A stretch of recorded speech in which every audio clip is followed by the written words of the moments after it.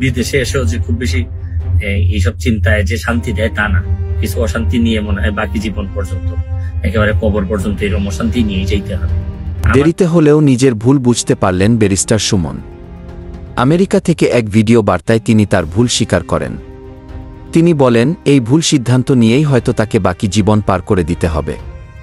মানুষ হিসেবে জীবনে অনেক ভুল সিদ্ধান্ত নিয়েছি, তবে কোটা আন্দোলনের বিপক্ষে যাওয়াটাই সবচেয়ে বড় কাল হয়ে দাঁড়ালো আমার জীবনে।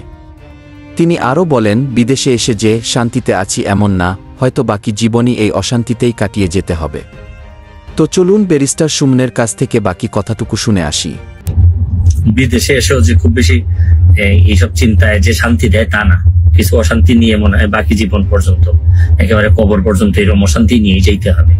আমার জীবনে অনেকগুলা ভুল সিদ্ধান্ত, ভুল কাজ আছে আমার জীবনে। আমি মানুষ হিসেবে অনেক ভুল করছি।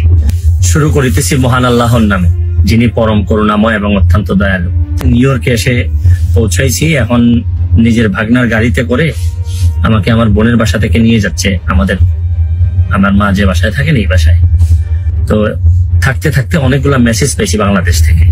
যদিও এটা নিয়ে খুবই আমি চিন্তিত ছিলাম, বা কথা বলা দরকার আমি ভাবতেছিলাম, বিভিন্ন কথাবার্তা হয়। এটা আসলে আমি আপনাদের কাছে মানে আল্লাহর রাস্তে চাই যে এটা বন্ধ করতে হবে। এটা যদি বন্ধ না করেন, মানে অনেক মানুষের অনেক নির্যাতন হয়, অনেক কষ্ট হয়, এইসব যন্ত্রণা আপনাদেরও, আমি প্রায়ই হয়তো এইভাবে যন্ত্রণা আপনাদেরকে দিতে হবে, আপনাদেরও নিতে হবে, আর আপনাদের যন্ত্রণাও আমি নিব। ভালো থাকবেন, সুস্থ